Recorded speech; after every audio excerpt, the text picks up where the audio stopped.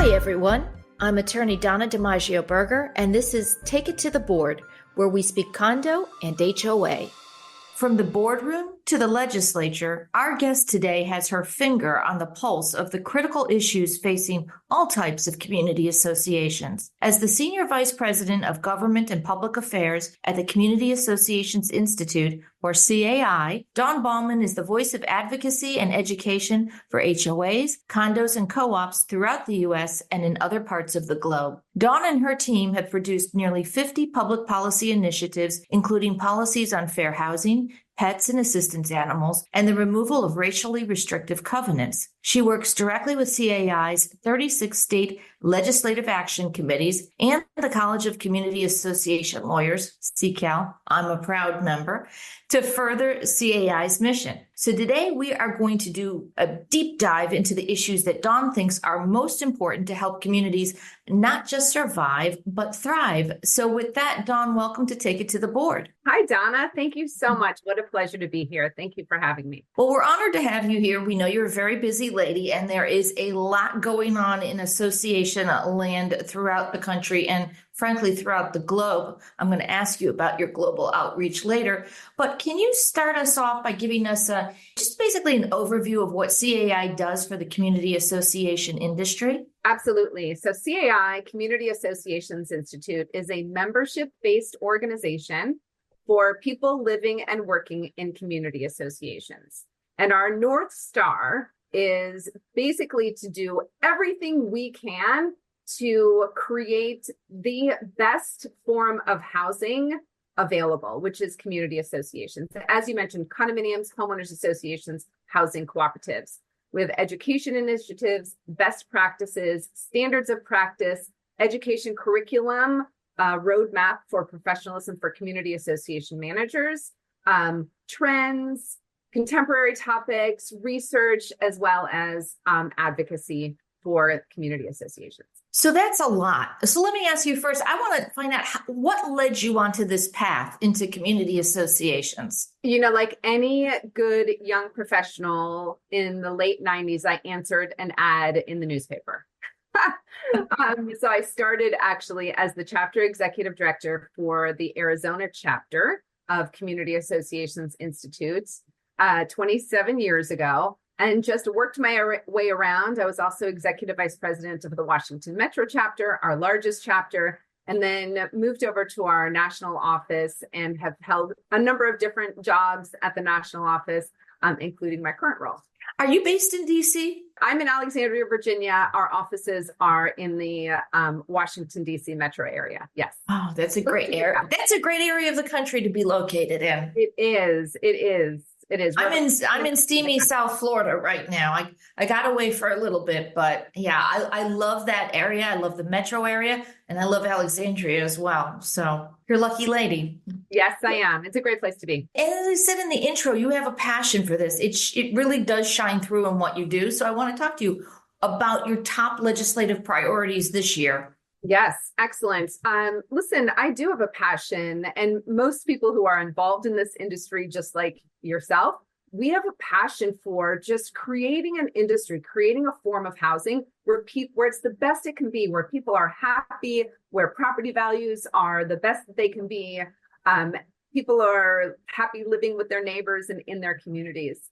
And so to address some of those issues, we work with the local, state, and federal legislatures on public policy that makes sense for community associations. And what I anticipate in 2025 on the state level, and this is across the states, not just Florida. I know you have a lot of Florida listeners, but Florida leads the way.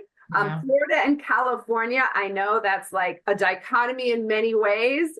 However, Florida and California really lead the way for legislation in this area of housing. But what I anticipate in 2025, more states addressing reserve funding, reserve studies, and reserve funding, more states addressing board governance issues, so transparency issues, authority and obligation issues from a board member standpoint. I also expect to continue to see property rights type issues, whether it's rentals, or environmental sustainability, but still property rights, electric vehicle charging stations, solar panels, things like that. Those are the top trends that I anticipate in 2025. Listen, we track more than 2,000 bills a year. In 2025, every single state will be in session. That doesn't happen every year. Like, for example, 2024, 4 states were not in session. But in 2025, all states are in session. No holds bar. We're going to have 2,000 bills that we're tracking and working with all of our volunteers to do the best we can for our members.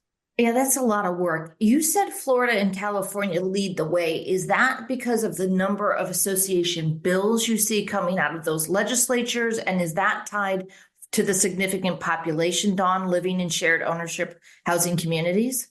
Yes, for those who can't see me, because I know you hear my voice, I'm nodding like like crazy. Yes. So Florida and California, the top 2 states with number of community associations, the top 2 states with percentage of people in those states living in community associations, 40 to 50% in both of those states. Well, then what happens, right? When you have a lot of community associations, you have a lot of people living in community associations, you have more laws, typically. Now, in a state like Florida, because it is a more conservative state from a political standpoint, you would tend to think you would see less laws. Nope. Nope, not in Florida. We are unique. And yes, you are unique. You being Florida are unique, but you are too, Donna. And so there are lots and lots of laws. Interestingly, in Florida, Florida does this differently than most states in that you have the condo, HOA, housing co-op, all 3, and things really run together. Many states, while they have 2 laws, one for condo, one for HOAs, it's often that we're seeing those starting to come together instead of really like the 3 pillars in Florida just are not breaking down. And in California, there's one law.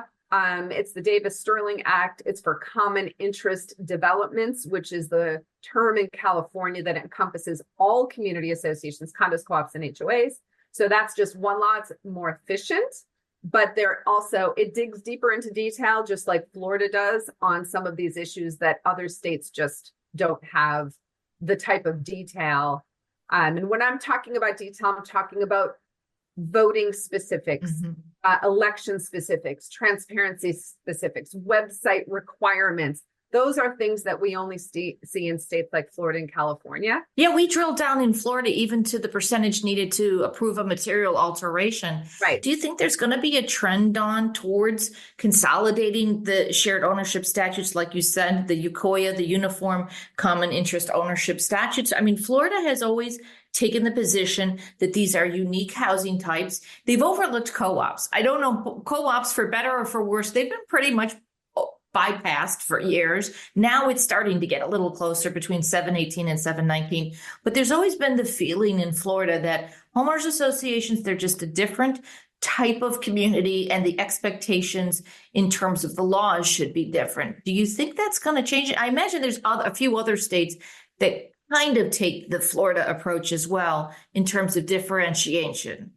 They do. And I think what we'll always see is the differentiator for condominiums because of oftentimes the building, there's co-ownership in the building itself. The proximity. Well, the structure. Yeah. There's co-ownership in that structure. And with homeowners associations, single family homes, you don't always have that. Of course, townhomes, garden style nuance, there are some nuances there, but you'll always have that condominium specific law, I think. But then when it goes to board authority and when it goes to transparency and what community associations can and cannot do on homes and the part of the home that's owned just by the owner and doesn't have any co-ownership, I think that's going to continue to be lumped together. And just that building facility piece will continue to be separate, I think. You know, if you have a shared roof or if you have a roof that's just owned by that condominium building, solar is a much different conversation than a single thing. Agreed. You must be happy that Florida only has a part-time legislature. Is that true for California too? It is true. California is part-time-ish. They go for a longer period of time and they take a break in throughout the year. But so it is part-time, but they go for a longer period of time. What's really interesting is I'm going to estimate that 5/6 of the legislatures in the US have sessions that last 120 days or less. That's very typical. The year-long legislatures or those legislative sessions that last 9 months or more, it's just rare. So January through May are crazy months for legislative sessions. You know what they say, the more time in government, the bigger the problems, but I don't know whether or not that's borne out by the data. So we talked a little bit about what you think the issues are going to be going forward. And I agree with you. What do you say to the haters out there who just hate HOAs? They'd love to see HOAs just abolished. I mean, this comes up, we're in our third season here on Take It to the Board. We've had all number of different experts in the industry join us. One thing that does come up occasionally is that there are people that literally hate the shared ownership lifestyle. My response had always been, then don't purchase in the shared ownership community. But the pushback to that is there's fewer and fewer homes, certainly in condo units. You can't get one outside of a condo building, but homes being built outside the scope, outside the framework of a mandatory association. What do you say to people who just don't like living in these communities? They don't like these communities and they don't think they should exist. So I disagree. I never apologize for the community association housing model. I do believe it is amazing. And data and statistics continue to tell us and inform us that people are happy living in their community associations. I'm also executive director of CAI's Foundation for Community Association Research. And every other year, we commission Zogby International, a polling company, to conduct a survey for us, to reach out to people who we don't know, it's their own lists, to ask them how happy they are living in their community association. And more than 80% of people living in community associations rate their association as better than neutral. So they are either satisfied or very satisfied living in their community association. There's only 11 or 12% of those living in community associations that don't like their community association, which means there are haters, right? So if that's 11%, let's just even call it 10%. There's 74 million people living in community associations. 10% of that is 7 million. So a lot of people who might not be happy, but I will tell you, our satisfaction rate is so much higher than almost any other profession out there and almost anything else you could look at out there, including Congress, of course. Right. Oh, that's a point. That's a fair point. But and what's the alternative? Before I ask you that, I will tell you, I live in a homeowners association. I love it. And I think our board does a great job. We have a very community-minded focus here. Neighbors know neighbors. I think the board strikes the right balance between enforcing the documents and not being, heavy-handed. I think they look at problems on a case-by-case basis. I don't think they're overly rigid. I also don't think that they're pushovers. So I think this particular HOA does a great job. I lived in a condominium association prior to this when I was first out of law school. That one had a few more challenges, but I think I kind of knew what I was getting into when I was buying into a mandatory association. And I'm pretty much, having gone to law school like you, a rule follower to a certain extent. I think a lot of this is unrealistic expectations, or I'm moving into a community. I haven't really educated myself about what this means, what this entails. What do the documents allow me to do? What do they not allow me to do? And I think that's maybe where the tension arises. What do you think? Yes, I agree with that. So interestingly, I think that it has to do with the time in which community associations have existed in the marketplace. So for example, in New York, some of the oldest buildings, condominiums, housing cooperatives in the US, right? Mm-hmm. The homeowner satisfaction rate in New York is higher than the national average. And I am convinced that's because people have had more of an understanding of living in community associations for a longer period of time. So they're just used to it and they just like it. What we see in New York, and I know that that we're going to talk about this a little bit later, but one of the interesting lessons I've learned from talking with people in other parts of the world is when you have older buildings and a community association housing model that's been around for a longer period of time, often ownership passed from generation to generation, staying within the family, you have a greater sense of satisfaction and understanding of roles and obligations. And I think that goes two ways: rights and responsibilities, roles and obligations of the owners and the board members. So when you have board members of new communities or new in the marketplace and they're rule followers, they're just trying to do their best job, they might not be as reasonable as people who have been around a bit longer, because they know where you can have more reasonability and where you have to be more rigid. And I think as that evolves, we're going to continue, in my opinion, I'm a total optimist in the community association housing model. I think we're going to see continued satisfaction in this area of the housing model.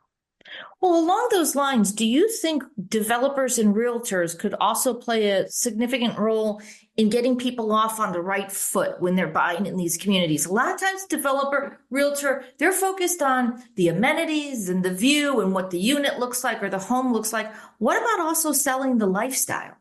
What role could they play? Absolutely. Selling the lifestyle and also informing about roles and responsibilities and obligations. You know, I often make the parallel of the lead paint disclosure and the community association disclosure. So the lead paint disclosure, the real estate agent selling a home that has lead paint has to talk to that owner about that lead paint. They have to sign, I believe, and the owner has to sign that they have read through this disclosure together. I would love to see that for real estate agents in the community association housing model. What do you know that there's a community association here? What does that mean to you? Let's look at the finances. Let's look at the rules. Oh, wait, you have a dog? Just so you know, you have to have your dog on a less than 6 foot leash when you're walking in this area of the building because some people are afraid of dogs. Are you okay with that? Having those conversations, signing off on it, making sure that everybody understands. I think that the world would be a better place if we had those types of requirements. I couldn't agree more. In Florida, there are condo riders, there's HOA riders. I'm sure this is true in other states as well, but I think they're glossed over. You know, again, they're a rider, and I don't think they're a main discussion point outside, you know, the financing and the purchase price and all the rest of it. So yeah, I do believe that developers and realtors can play a role in really discussing what this lifestyle means, particularly for people who may be coming from other countries or even other states who've never lived in a mandatory community association before. So who knows? I will say, so in our homeowner satisfaction survey, again, these are not CAI members that we're asking questions of. These are people, just typical old Americans living in the US. So one of the questions that we ask, or a set of the questions that we ask, is related to, did your real estate agent tell you that you were buying into a community association, yes or no? And did that make a difference in your decision? And both of those questions are positive for community associations. I was super proud of the real estate agents because it's something like 70% advise their clients that they're living in a community association. Great, exactly. Well, I'd like to see 100%. But that was a higher percentage than I anticipated. And the second question, well, how that impact your behavior? And it was, again, about 2/3 said it either didn't impact or it had a positive impact. It made me want to buy in that community association. A small percentage said, that made me decide I didn't want to. So I realized that what you said earlier, which is, listen, there are other options of housing. So you can always choose your style of housing that works best for you. Maybe in some cases, some localities are only allowing building in community associations, so that's not going to be as easy. But you can select the community that you're buying into, and you can get to know the board, you can get to know your neighbors, you can ask those questions before you move in. Yeah, and I'm going to talk to you in a few minutes about the housing choices that some of our older Floridians are going to be facing in the near future because of all the new laws in Florida relating to engineering inspections and mandatory reserve funding. But I wanted to talk to you first about your grassroots advocacy. So CAI runs a lot of campaigns. Just kind of walk us through what a typical grassroots campaign would look like for CAI and how you engage people living in these associations to get involved with those campaigns. Sure, absolutely. And thanks for asking that, because it's really the power, if you will, and I use air quotes for those of you because you can't see me. The power that community associations have are the number that we have as an organization is the number of people living in community associations, 74 million in the US, voters and people who live in community associations who spend their money in local economies and in the national economy.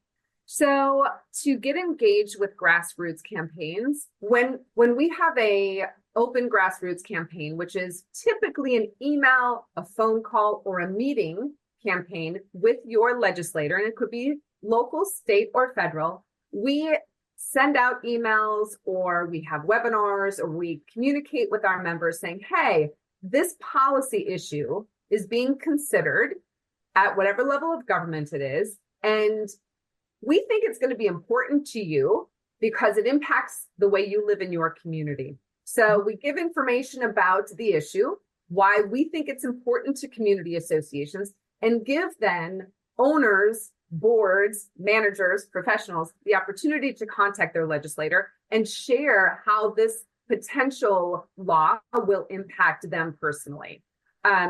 Those stories, we do a lot of lobbying and advocacy work, and we do a lot of research on how to be effective. The number one way to be effective in influencing a public policy is to have constituents share information with legislators about how it impacts them personally. And what we want is what's best for the community association housing model. That's why you mentioned earlier, we have more than 50 public policies on different topics for the community association housing model. And we make it really easy. So we give people the exact instructions on what they could do to help have their voice be heard, whether it's, again, a phone call, an email, a meeting, a visit, town hall meeting, follow someone on Facebook, tagging someone on Facebook, going to a meeting in a district or state or federal office. All of those ways can have a profound impact on some of these laws that are being considered by members of the legislature. Well, you took the words right out of my mouth, which I was going to say, I imagine you have to make it easy for them because people are busy. They're living their lives. You know, there's a reason we call the silent majority, because a lot of them, they just don't even have time to lift their heads up from work or family matters to engage. So phone calls, I guess, are great. Do you set up like phone banks, 800 numbers that they can use, or just give phone numbers, or we have some functionality with web-based phone calls that make it really easy if you click on an email. That we have different options. And can you help them craft? Because a lot of times they get lost in the crafting of the emails. I've seen this myself do you help them kind of frame the argument? I guess ChatGPT could do this now too, right? Oh, yes, it could. And we should probably use that a bit more than we are. But we actually draft some template language for people to read, understand, and then use pieces of it, of whatever makes sense to them when they're emailing or sending a letter, or even creating a script from themselves to talk with a legislator. We have 46,000 members, almost 47,000 members throughout the US and in some other countries as well. And we have almost 100,000 advocates in our advocacy system. So we have people who go beyond our membership who are just engaged because this is super important to them. So you don't have to be a member to be an advocate. And again, it's one of the best ways for us to impact public policy. Well, I will tell you, it is rare for me to say to somebody when they're asking me for resources to reach out to CAI or the Community Association Institute for that person not to know about the organization I'm referring to. But occasionally somebody will be CIA, CAI. How do you, in terms of, trying to reach out and grow your ranks, what are the different avenues you use? Well, listen, we have a ton of resources for people who are living in community associations, considering buying in community associations, or on the board committees, et cetera. So we push those, and a lot of our resources are free.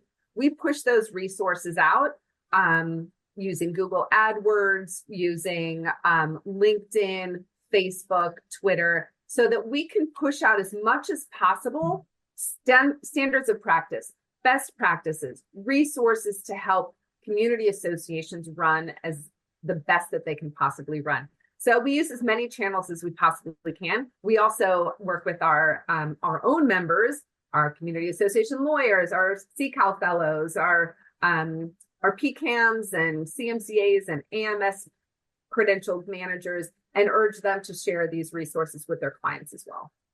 Listen, every time I go to one of the law seminars that you put on, I am walking away with a half dozen books because I just happen to be a bookworm. I have more books in my house than just about anything else, but you do have great resources. So at the end, I want to make sure you give us some links so people know where to find you, where to find those resources.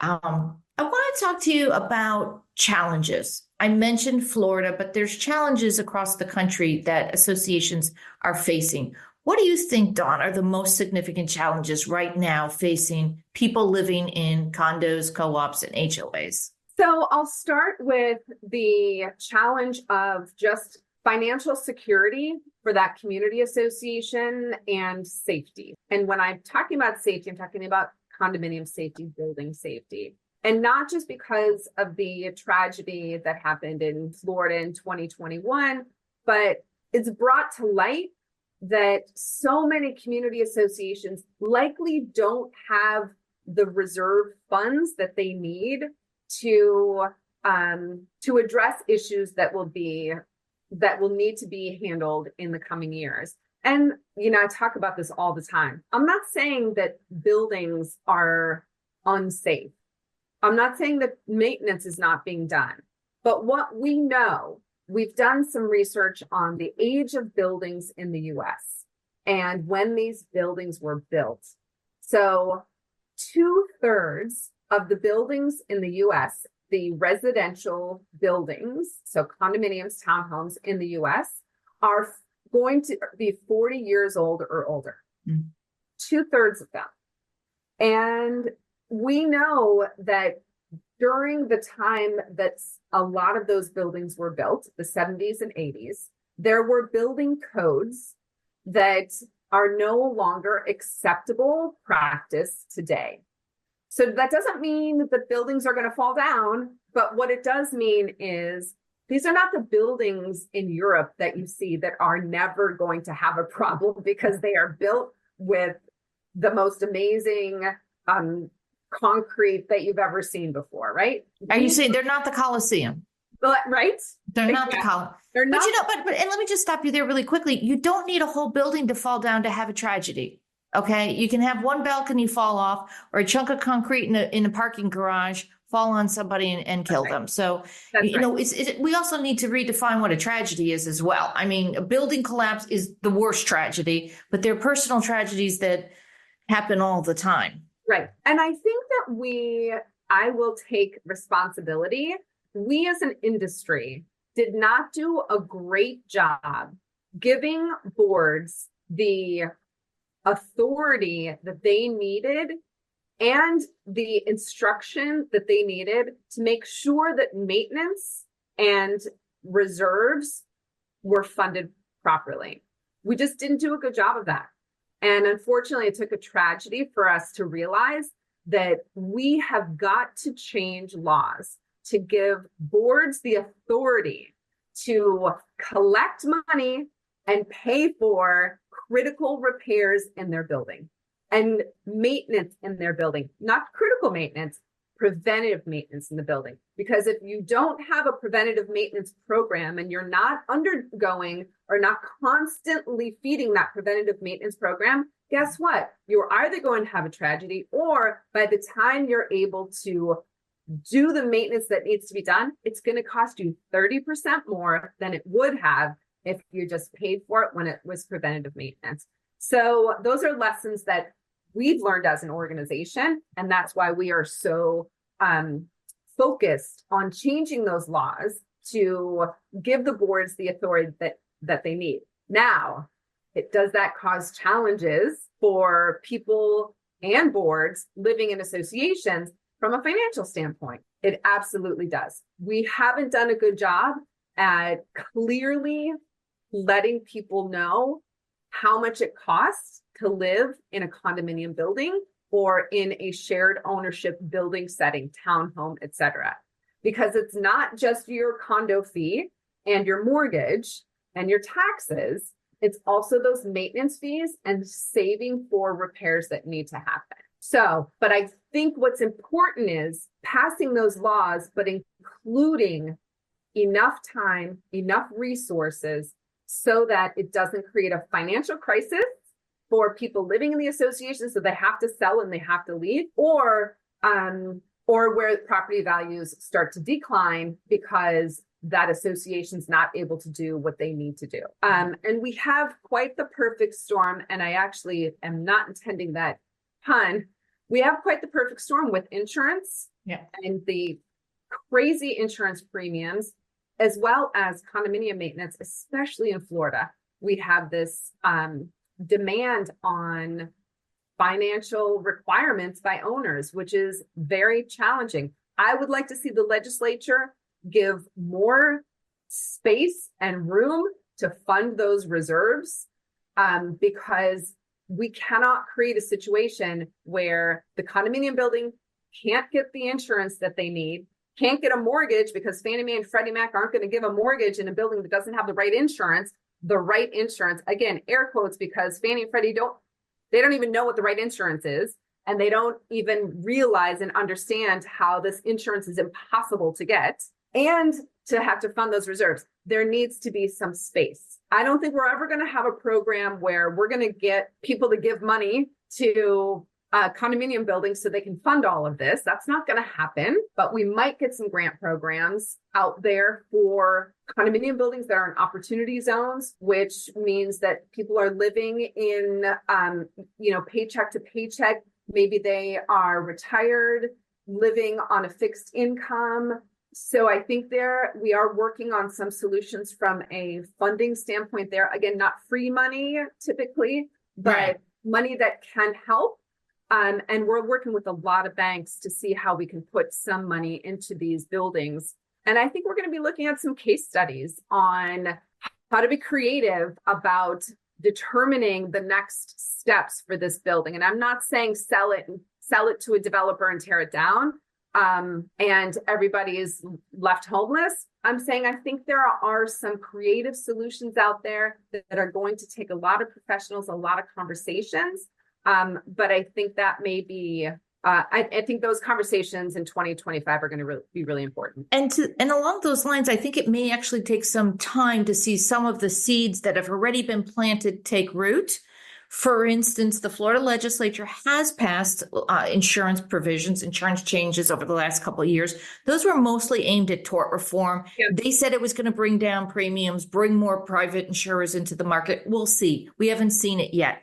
In terms of free money, there's been a little bit of free money. Yeah. Miami-Dade passed an ordinance. They were giving grants out, but I think the $30 million went in 3 weeks. I mean, it's a drop in the ocean. It's the same thing with the My Safe Florida condominium pilot program that Representative Lopez passed this last year. Same thing. It's a start, but it's not enough. I did want to go back because I agree with everything you said. I was also nodding my head. We're capturing the audio here. But in some cases, Dawn, we had buildings that did have healthy reserves. It was a question of priorities. So we saw associations spending time, effort, and money on aesthetic projects. Everybody loves the landscaping. Everybody loves the lobby redo. They like to redo the railings, everything you see, the pretty stuff. The other stuff, the structural stuff, it's not as of much interest because you don't see it immediately. And if we could really work as an industry to try to shift those priorities, to let them know, the basics, dinner before dessert type of thing, right? Yes. But we've had too much dessert before the dinner. And then when it gets time for the dinner, there's really people are fatigued. They've already had special assessments for the improvement projects. And now they're looking at significant assessments for the stuff they don't see, really. The concrete restoration, the plumbing, the electrical, things like that. Do you think we can work on trying to shift priorities here? Absolutely. Absolutely. And you said it right. We need to work together. Everybody, we work with you guys, we work with the engineers, we work with the architects, we work with the reserve study professionals, we work with the local municipalities. So people working together to find some of these solutions. We participated in a task force, a county task force in Delaware, in one of the counties in Delaware. And we passed building inspection legislation using this task force. We talked about insurance issues. We talked about a variety of issues. And we also participated in a task force with 20 plus different professionals related to our industry in Virginia, just working together and having these conversations. We can't do it. CAI, we can't do it. We can't do it ourselves.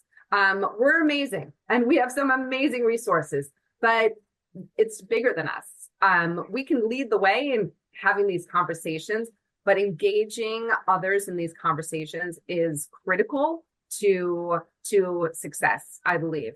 And I think you're right, changing the conversation to dinner before dessert. I think that is going to continue to evolve.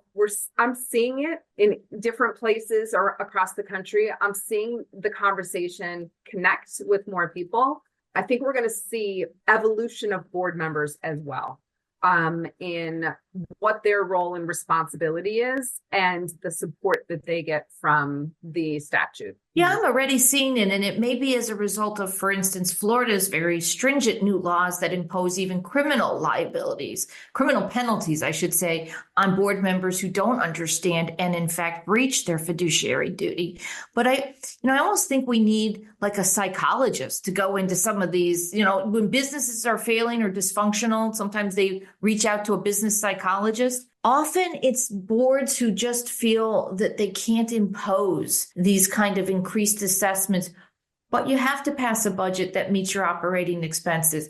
In Florida and other states, you have to pass budgets that have reserve funding. So, again, maybe we should be doing the Myers-Briggs test for board members to make sure that you're up to the task of doing what you have to do, even if it means you're not going to be the most popular person. Well, I think it's about that as well, but I also think we're going to see different expectations from owners and a different, less emotional way of governing these boards, because the statute is going to be there. So it'll be more business directed than emotionally directed, in my opinion. I just think we're going to see that. So the psychology of it will not be as important because it's going to be more of a corporate board setting than a this is my home setting. I think that's what we're going to see in the next 10 years. And I hope that all this mandatory board education also assists with that shift, just what you're saying, because now in Florida, we've got robust educational requirements. Is that true? I know you monitor this across the country. Is that true for a lot of states, Dawn, that they're requiring board members to undertake pretty rigid educational courses? Our best practice and our standard of practice is board members should be educated, and we have a tremendous number of resources available to educate board members, just initially on what their role and responsibility is, and then on nuanced and specific issues, reserves, finances, meetings, etc. But there only a couple of jurisdictions that require mandatory board member training. But again, a best practice for us is to encourage everyone to have the training that they need, not just a 4-hour course, but on a regular basis on all of the issues that face community associations. Yeah, I was going to ask your personal philosophy on that, because I would imagine, listen, a lot of board members, they get on the board and nobody onboards them. It's not like going into a job where somebody sits you down and teaches you, what your job is, and here's how you do it, and here are the tools at your disposal. In a lot of these communities, you get on the board, nobody tells you what the job is. Nobody's really, especially if it's been, you're getting on the board because the entire prior board has left. Now you're really learning on the job, aren't you? Yes. Well, so here's where I think we have vulnerability. And that is 30 to 40% of community associations in the US are managed only by their board.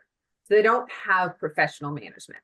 So if you have a board that is elected and there's professional management, oftentimes that management company will do some board training and will certainly give some guidance and information. Same as the insurance and the legal professionals, the attorneys will do that as well. And of course, we have that training as well. But it's that 30 to 40% where they're elected to their board and they don't have the resources. They maybe don't know about CAI. They maybe don't know that they should have a law firm. They would benefit from having a law firm. They don't really know how to do the job. They don't even know the laws that exist. That's where we as an industry have the vulnerability. And it's one of the reasons that we push so much of our kind of marketing of our free resources, push out there, hoping that someone's going to do a Google search and say, I'm a new board member. What do I need to know? And hopefully some of our free resources will pop up and they can read through them. They can take some courses and they can educate themselves so that we all live happily ever after. So with your membership, what percentage are boards, associations, and can you tell me about the different type of vendor members you have at CAI? Sure. So I'll start high level first. We have 3 main areas of membership: our boards of community associations, managers, management companies, the second group, and then the third group are business partners, professionals, service providers. And the board members, the boards of our community association, that's about 40% of our membership. Another 30% of our membership includes the managers and management companies. So that's maybe even 35%. So that's about 70 to 75% of our membership. The last 25 to 30% are our business partners. And business partners, how we categorize them, that includes everybody serving the industry. Could be a developer, an attorney, an accountant, an insurance professional, a disaster recovery company, painter, plumber, landscape company, pool company, bank, etc. So all of those are business partners. We are so fortunate as an organization and as an industry to have the most amazing giving professionals in the world. Let's just look at our legislative action committees. Let's look at our legislative action committees and our chapters. Between our legislative action committees and chapters, we have thousands of volunteers. And I would guess that 20% of those volunteers are community association lawyers who are ready and willing to give their time, their expertise to help write the law that's going to be best for people living in community associations, to help educate people so that we're creating a housing model that works and creates great communities. We have really amazing, giving, selfless volunteers that give a lot of their time. And I think that's sometimes then when I hear, oh, you're run by lawyers. No, it just so happens that they're not billing. They are giving their time and giving up a lot of their billable hours to just make the community association housing model better. I mean, frankly, Dawn, it helps us, it helps our clients, it helps you if the laws are written with a little more clarity, dare I say. So yeah, that's never a bad thing. Could a rank and file unit owner join CAI, or do you have to be a board member? No, rank and file homeowner can join CAI, and we do have rank and file board member or homeowners joining CAI. And we actually are looking at creating some other opportunities for membership for the homeowners themselves. But we do have a lot of resources, again, free resources just for homeowners. I think that's important because, again, we're talking about being informed, making an informed decision. So for the person living there thinking, maybe I want to be on my board, maybe I don't, I think it's a great idea to get involved with CAI and your resources and really do a deeper dive into what it means. And what questions should I ask before I buy into a community association? What should I look for in my governing documents? What should I expect of my board? What's my role and responsibility? What is my obligation in paying assessments or voting and things like that? So we even had to legislate that in Florida, Dawn, in terms of what should I know before I buy. Now it's mandatory that you be told what's the structural integrity of the building. Are there reserves? So we have had to, unfortunately, legislate some things that you would have hoped would have been common sense. And in our highly functioning, transparent communities, they've been doing these things all along. But for everybody else, sometimes you need a little help. How do you navigate those? Since you do have a diverse membership, how do you navigate when an issue comes up? Let's say a big issue where one segment of your membership may feel a certain way towards that issue and another segment feels differently. That's a great question. And you would think that comes up all the time, but it doesn't. It's fascinating. So with our public policies, our North Star for the organization is to create community associations that are preferred places to call home, that are governed, managed, amazing communities. So that's where we go when we are looking at policy positions. And I'm going to use an example. Let's say there's a piece of legislation, completely hypothetical. Well, actually, it's not. It's real. There's a piece of legislation that says, this is hypothetical. Landscape companies must provide individual homeowners with a statement of the amount of money that they are paying for individually for landscaping in their community. Let's just say that's a piece of legislation that has to happen. And I could see different opinions about that legislation. Right? Okay. Right? And the community association or its managing agent can only charge $1 for providing that notice to homeowners. So we would look at that and say, okay, is that necessary? Is that the best use of money that a homeowners association is going to end up paying to provide that information to their residents? And if we cap the fee for the association or the resident, it's being subsidized then by every single owner. So we always take it back to the community association. And if there's a conflict and it's not going to work for the community association, then it goes to the community association. So let's say community association lawyers, every association has to hire a community association lawyer. Well, that might be good for community associations, but it might not be good for all of them. There might be an association with 2 units and they don't need a lawyer. They have a lawyer on the board, so they really don't have to hire somebody. And let's assume that's a community association lawyer, not a divorce lawyer who's on the board. Or PI. So it would be maybe good for lawyers, but not good for the association. So we're going to go back to the association and make sure that our frame of reference is what's good for that association.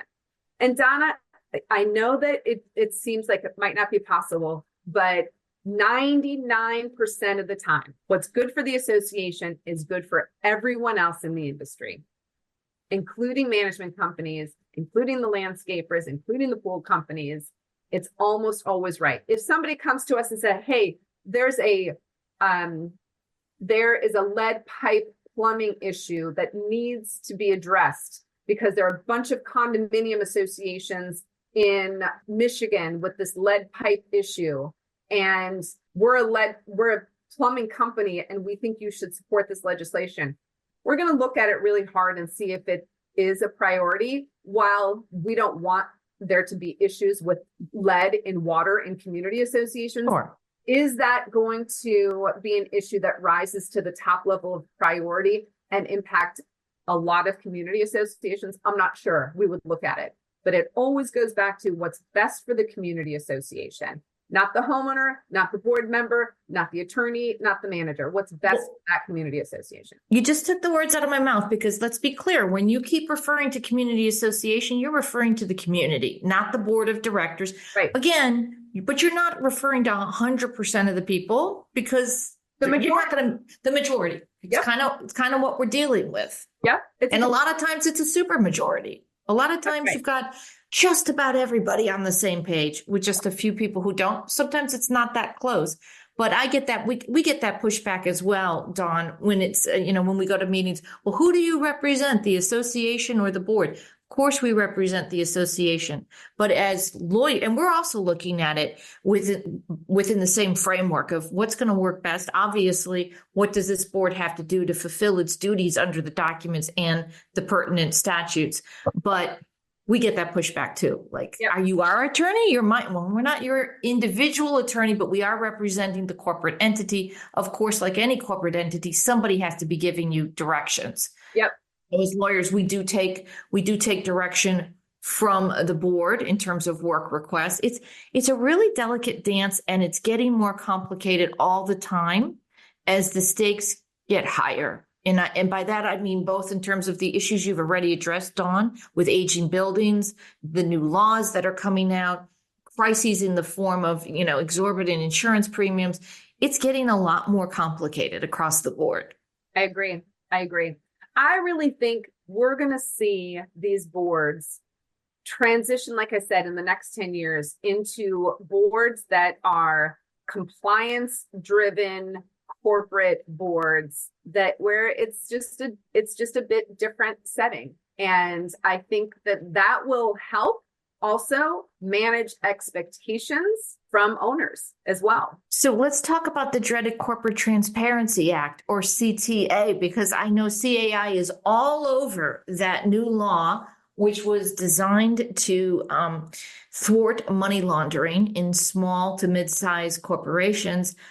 I don't know that associations should have been caught up in that net, but tell us what CAI is doing with regard to CTA. I should say at the outset that it's a law that has a deadline that's coming up soon, and it requires directors serving on these association boards to disclose certain private, confidential information about themselves to FinCEN. That's right. So yes, this is a law. The law passed, as you said. The compliance for communities that existed before January 1st of 2024, compliance is required by January 1st, 2025. And it's we have a lot of information on our website. We have a guidance guide, a guidance document, and lots of information about our advocacy and legal efforts challenging this law. So right now, where we are, I want to be super clear. I'm not sure when this is going to air. We might need to change this if something happens, but this law is in effect. It impacts community associations. If your community association is incorporated, even some that are unincorporated, I think, you must comply with this requirement unless you have $5 million or more in assets or in annual income and 20 employees that are your direct employees, or you're a 501c4 IRS tax exempt organization. Otherwise, you're going to be required to comply. Let's be clear about that. But we're trying to change that. So we're taking two routes. One is our advocacy route, and we have been talking with members of Congress, talking with the Department of Treasury, which has oversight of this program, trying to get community associations exempt from this, because this is a law that is for small businesses trying to find companies that are money laundering for terrorist activity. This is not something, there's no proof, there are no examples of community associations being used for money laundering for terrorist activity. So we believe the impact of this requirement on community associations is much greater than any benefits that will have from community associations having to comply with filing this information, this personal information, into a government database. So the advocacy efforts we are pursuing, trying to exempt community association. There's a bill out there right now that would exempt community associations from this law. Are you optimistic about that bill, Dawn? No, I am. But the bill, this law has been challenged in 2 different jurisdictions. But here's the thing, because I've been asked about that. It's only the plaintiffs in those lawsuits that are now stayed from having to comply. Everybody else does. And yes, this episode it will not be released for a few weeks. So if something changes, we will have a voiceover and we'll thank CAI if they got this done. But it almost makes me think, like, do our public policy makers forget that condos and HOAs exist and that they are, yes, they're not-for-profit corporations for the most part. There's an occasional for-profit co-op, but for the most part, they're not-for-profit corporations, but they're only operating and administering a private residential community. Do they just forget about these entities? Yes, they forgot about these entities. I really believe they forgot about these entities. And so, by the way, there are 6 lawsuits in different jurisdictions. Oh, now there's 6. Okay. Another one was filed in Utah. So we have Michigan, Utah, Alabama. I think there was Pennsylvania too. Pennsylvania. And so we are also filing a lawsuit. We are filing a lawsuit specifically for community associations, challenging community associations, this application to community associations. And I expect that we're going to have our lawsuit filed before the end of the summer, before fall. So we are hoping to we're filing for preliminary injunctive relief. Is that right? Did I say that right? Yeah, you said that right. I'm not a lawyer, so I don't. Wait. Oh, I thought you were a lawyer. I'm not a lawyer. You imitate one really well.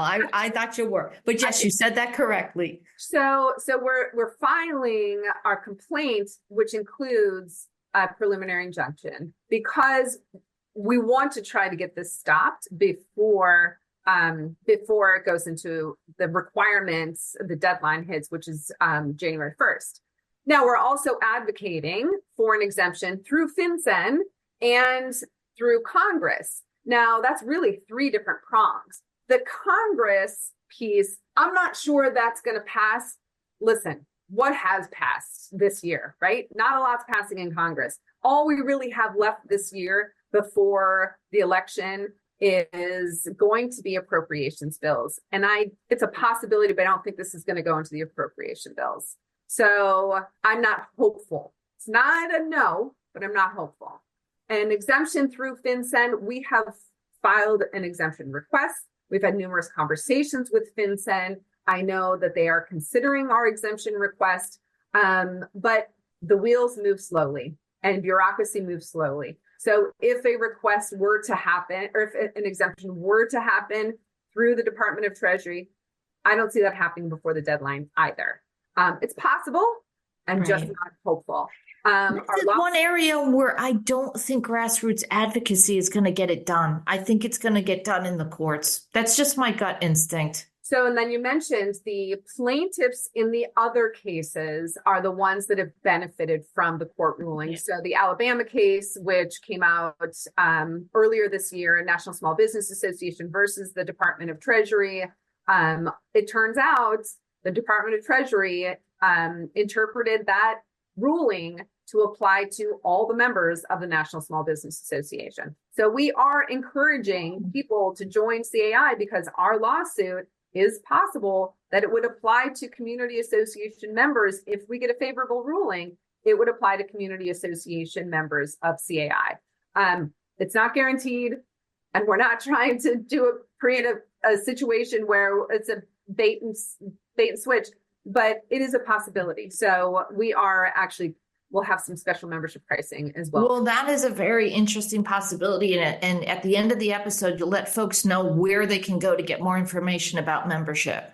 I absolutely will. But I will tell you right now, because the Corporate Transparency Act, information about it changes daily. You can go to our website at caionline.org/CTA. So I go to that website because, again, it changes daily. Yeah, well, when you got a big thing like this, I don't know why it was never fun to serve on the board in the first place, but there may They're making it less and less appealing, Dawn. Absolutely. It's pretty, listen, $10,000, $500 a day in fines. If you, let's say you file and then you file all of your information, all your passport information, all your driver's license information, and then you get a new passport. Within 30 days, you have to go update your filing with that new passport. And if you don't, you could have penalties of $500 a day, up to $10,000 in time in jail. Okay. This is bleak. You're going to have to fix this, Dawn. You'll come back and you'll let us know. And if you do fix it, we'll definitely throw you a parade. Listen, it's not me. We have an amazing team, Your and team. our advocates, with 90,000 advocates, the people who are reaching out to their members of Congress. It's been very helpful. Before I let you go, because you have been so generous with your time, I want to talk about one other initiative that you've been pursuing lately, which is your diversity, equity, and inclusion within community associations. And I can tell you, I started in this industry. My son was in diapers. He's now a New York City attorney.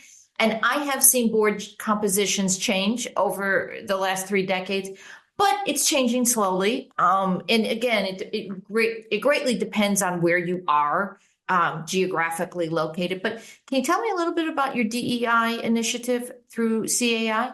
Yes, thank you so much for asking about that. It is such an important initiative. And so I've seen some different studies on the demographics of homeowners associations. And I do believe there are a greater percentage in homeowners associations overall in the US, a greater percentage of whites living in community associations than any other race. In condominiums, that's different. We don't have exact data on this, but there have been some studies that I've seen on this particular issue. And what's important is that when we look at diversity, when our boards look at diversity, when people look at diversity, and inclusivity, they're looking at leadership in the organization. They're looking at the way they do business, the way they treat people, the way they talk to people,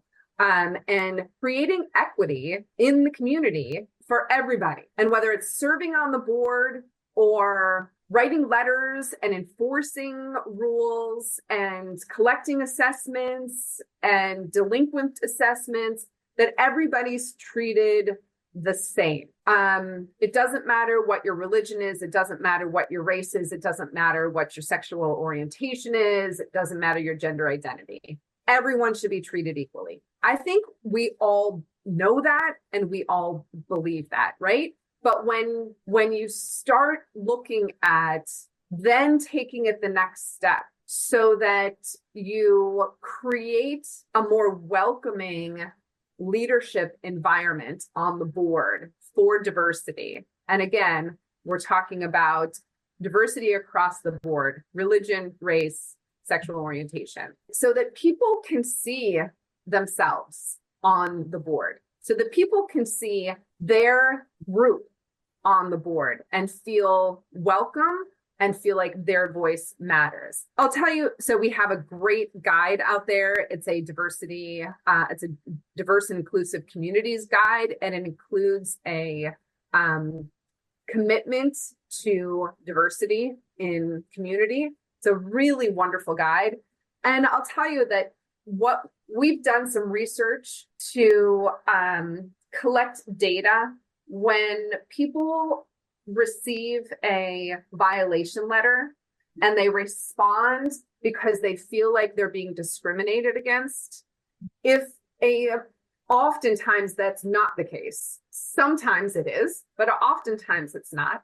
And if that board can turn to their diversity pledge and say, we pledge to make sure that we are treating everybody fairly and equitably, and back it up with statistics, it takes that away from the conversation so that there can be more meaningful conversations about equity and inclusion. So I also am very passionate about women in the workplace and the gender pay gap, because sadly it exists and it still exists. believe it or not, the Foundation for Community Association Research, we just finished our 2024, we just published our 2024 salary and compensation survey. And there is a gender pay gap in community association management. We probably have about 55% of our managers are women. Oh, wow. 5% men. And in the portfolio manager and the entry-level manager, there's really no pay gap. Is there really a gender associated with the management role? That's not a role as manager that's seen as more female versus male? We just happen to have more more women than men in our industry that respond to our surveys. Mm-hmm. So I think it's very even, right? Mm-hmm. It doesn't matter. But what we found is the higher paid positions in community management, men are making more than women for the same positions. The CEO, the senior executive, CEO of management company, senior executive, large scale community association manager, and high-rise manager. How often do you conduct that survey, Dawn? Every year. All right, let's keep an eye on it. Let's hope we're moving in the right direction. It's lower than the national average of gender pay gap, but it exists. So, Donna, let's get on this. We got to get on it. I have two comments to make about what your DEI observations. One, I think the inclusion concerns crop up a lot around holiday time and social events. I've seen that over the years, and I've actually seen some communities evolve, thankfully. Decades ago, they might have only been celebrating one holiday. It would be one set of decorations, and that would be it. If you weren't included in that group, you were just excluded. Now I go out to meetings around holiday time, and I see a lot more groups, a lot more holidays being celebrated. I think it can only make for healthier communities when people feel included. Absolutely. And with the gender, let me say this. I have noticed, this is very heartening, on our boards where we have men and women, I find the young, the millennials, those women, they have their voices, okay? In my communities where I have very elderly board members, 80s, 90s, those women have found their voices. They'll tell the men to shut up and listen, and they don't have any problem inserting them. In the middle, okay, the middle generation is where sometimes I see the women are always the proverbial secretary on the association, and they may take a back seat to the stronger voices and the stronger opinions on the board. But I think on both ends of the spectrum, we're doing pretty well. Interesting. I love that. And I'll tell you, before I dug into our data on the pay gap, my assumption was, because I know a lot of women in this industry, my assumption was our industry is different. We actually have it. We're equal. And then I dug into the data and I was surprised, and I was disappointed. I'm like, okay, we've got to fix this. It's 2024. We've got to fix this. Soon to be 2025 when this episode comes out. So, you have a global presence. You deal with associations, not just in the United States, but in other markets. Are there best practices from international associations that you think we should know about? So what I will say is what I continue to see is we have so much in common. We have a lot to share and a lot to learn from one another across the globe. Best practices from other countries. I would say there are a couple of best practices. I just heard of one from Germany that I need to do a little more digging into, which has to do with an actual evaluation process for buildings that are older, that need work, that there's this whole equation of how they evaluate what to do with it next. And they include a local appraiser and include the locality in the process.